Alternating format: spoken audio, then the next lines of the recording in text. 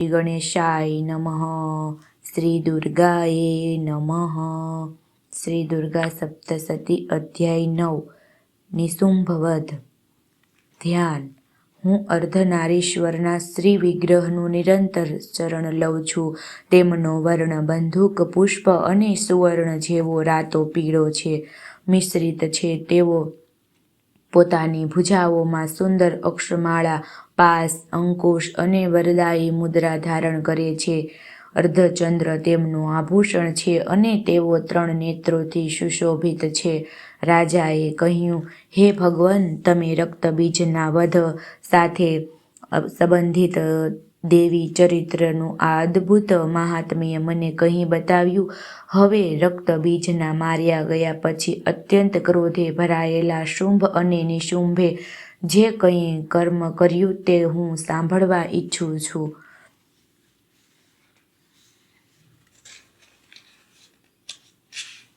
ઋષિ કહે છે, હે રાજન, યુદ્ધમાં રક્તબીજ અને અન્ય દૈત્યોના માર્યા જવાથી શુંભ અને નિશુંભના ક્રોધની કોઈ સીમા ન રહી.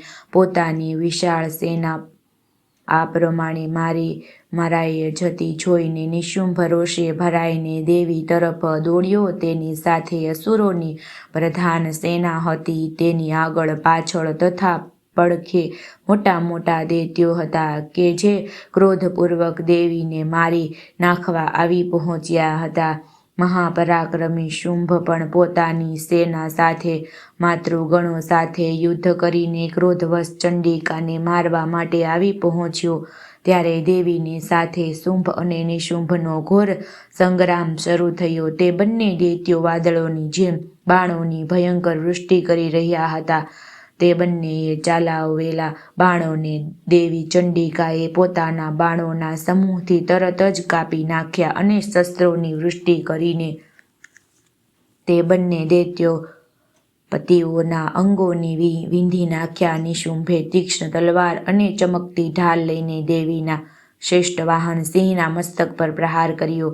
પોતાના વાહન પર પ્રહાર થવાથી દેવીએ શૂર્પ્ર નામના બાણથી નિશુંભની શ્રેષ્ઠ તલવારને તરત જ કાપી નાખી અને ઢાલના કે જેમાં 8 ચંદ્ર જડેલા હતા તેના ટુકડે ટુકડા કરી નાખ્યા. ઢાલ અને તલવારના કપાઈ જવાથી તે અસુરે શક્તિ ચલાવી, પરંતુ સામે આવતા જ દેવીએ પોતાના ચક્રથી તેના પણ 2 ટુકડા કરી નાખ્યા. હવે તો નિશુંભ ક્રોધથી બળી ઉઠ્યો અને તે દાનવોએ દેવીને હણવા માટે ત્રિશૂલ ઉપાડ્યું, પરંતુ દેવીએ નજીકમાં આવતા તેના પણ મુક્કાના પ્રહારથી ચૂરો કરી નાખ્યો. ત્યારે તેણે ગદા ઘુમાવીને ચંડિકા પર ચલાવી, પરંતુ તે પણ દેવીના ત્રિશૂલથી કપાઈને ભસ્મ થઈ ગઈ. ત્યાર પછી દૈત્યરાજ નિશુંભને હાથમાં પરશુ લઈને આવતો જોઈને દેવીએ બાણના સમૂહથી તેને ઘાયલ કરીને ધરાશાય કરી દીધો. તે ભયંકર પરાક્રમી ભાઈ નિશુંભના ધરાશાય થવાથી શુંભને ઘણો ક્રોધ થયો અને અંબિકાનો વધ કરવા માટે તે આગળ વધ્યો. રથ પર બેઠા બેઠા તે ઉત્તમ આયુધોથી સુશોભિત પોતાની લાંબી લાંબી 8 અનુપમ ભુજાઓથી સઘળા આકાશને ઢાંકી દેતા તે અદ્ભુત શોભાવા લાગ્યો. તેને આવતો જોઈને દેવીએ શંખનાદ કર્યો અને ધનુષ્યની પ્રત્યંચાનો પણ અત્યંત દુસ્સહ્ય ટંકરાવ કર્યો. સાથોસાથ પોતાના ઘંટા રવથી કે જે સમસ્ત દૈત્યો યોદ્ધાઓના તેજને નષ્ટ કરનારો હતો તેનાથી સમસ્ત દિશાઓને ભરી દીધી.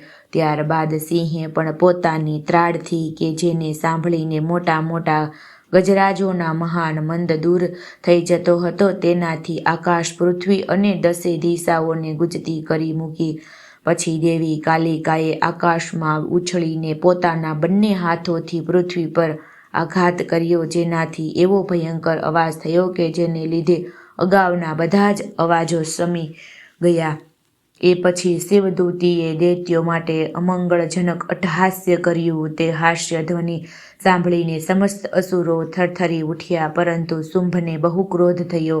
તે સમયે દેવીએ જ્યારે શુંભને લક્ષ્ય કરીને કહ્યું કે, ઓ દુરાત્મા, ઊભો રહે, ઊભો રહે. ત્યારે આકાશમાં ઊભેલા દેવતાઓએ બોલી ઉઠ્યા, જય હો, જય હો.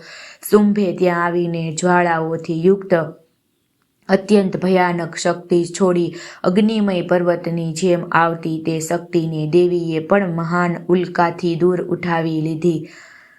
તે સમયે શુંભની સિંહ ગર્જનાથી ત્રણેય લોકો ગુંજી ઉઠ્યા. હે રાજન, તેના પડેલા પડઘાનો વ્રજપાત જેવો ભયાનક અવાજ થયો કે જેણે અન્ય તમામ અવાજોને દબાવી દીધા. શુંભ છોડેલા બાણોના દેવીએ છોડેલા બાણોના શુંભે પોતાના ભયંકર બાણો વડે સેંકડો હજારો ટુકડા કરી દીધા. ત્યારે ક્રોધે ભરાયેલા ચંડિકાએ શુંભ પર ત્રિશૂળનો પ્રહાર કર્યો અને તેના આઘાતથી મૂર્છિત થઈને તે ધરતી પર ઢળી પડ્યો. એ દરમિયાન જ નિશુંભ ભાનમાં આવ્યો અને તેણે હાથમાં ધનુષ્ય લઈને બાણો વડે દેવી કાલિકાને તથા સિંહને ઘાયલ કરી દીધા. એ પછી તે દૈત્યરાજે 10,000 હાથ કરીને ચક્રનો પ્રહારોથી ચંડિકાને ઢાંકી દીધા.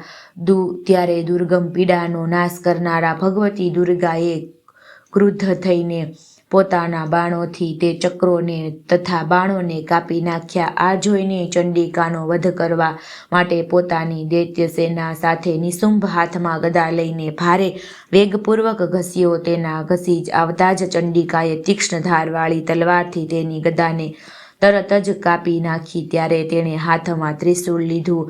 દેવતાઓને પીડનારા નિશુંભને હાથમાં ત્રિશૂળ લઈને આવતો જોઈને ચંડિકાએ વેગપૂર્વક પોતાની ત્રિશૂળ ચલાવ્યું અને તેની છાતી ચીરી નાખી. ત્રિશૂળથી ચીરાઈ જવાથી તેની છાતીમાંથી બીજો મહાબળવાન અને મહાપરાક્રમી પુરુષ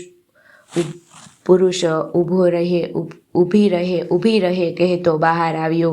બહાર નીકળેલા તે પુરુષના શબ્દો સાંભળીને દેવી ખડખડાટ હસી પડ્યા અને તેમણે ખડગથી તેનું માથું વાઢી નાખ્યું. પછી તો તે પૃથ્વી પર પટકાઈ પડ્યો. ત્યારબાદ દેવીનું વાહન સિંહ પોતાની દાઢોથી અસુરોની ગરદનનો કચરીને ખાવા લાગ્યો. આ દ્રશ્ય ઘણું ભયંકર હતું. પેલી તરફ કાલિકા અને શિવદૂતીએ પણ અન્ય બીજા દૈત્યોનું ભક્ષણ કરવા માંડ્યું. કૌમારીની શક્તિથી છેદાઈ જઈને કેટલાય મહાદૈત્યો નાશ પામ્યા. બ્રહ્માણીના મંત્રથી પવિત્ર કરાયેલા જળથી કેટલાય દૈત્યો નિસ્તેજ થઈને નાસી છૂટ્યા. માહેશ્વરીના ત્રિશૂળથી કેટલાય દૈત્યો છિન્ન ભિન્ન થઈ ગયા અને ધરાશાય થઈ ગયા. વારાહીના માથાના આઘાતથી કેટલાક દૈત્યો ચૂરે ચૂરા થઈ ગયા. વૈષ્ણવીએ પણ પોતાના ચક્રથી દાનવોના ટુકડા કરી નાખ્યા. ઇન્દ્રના હાથમાંથી છૂટેલા વ્રજથી કેટલાય દૈત્યોએ પ્રાણ છોડ્યા. કેટલાક અસુરો નાશ પામ્યા, કેટલાક તે મહાયુદ્ધમાંથી ભાગી છૂટ્યા અને કેટલાયે કાલિકા, શિવદૂતી તથા સિંહના કોળિયા બની ગયા. શ્રી માર્કંડેય પુરાણમાં સાવર્ણિક મન્વંતર કથા અંતર્ગત દેવી મહાત્મ્ય માનો નિશુંભ વધ નામનો 9મો અધ્યાય સંપૂર્ણ. શ્રી દુર્ગા અર્પણમસ્તુ.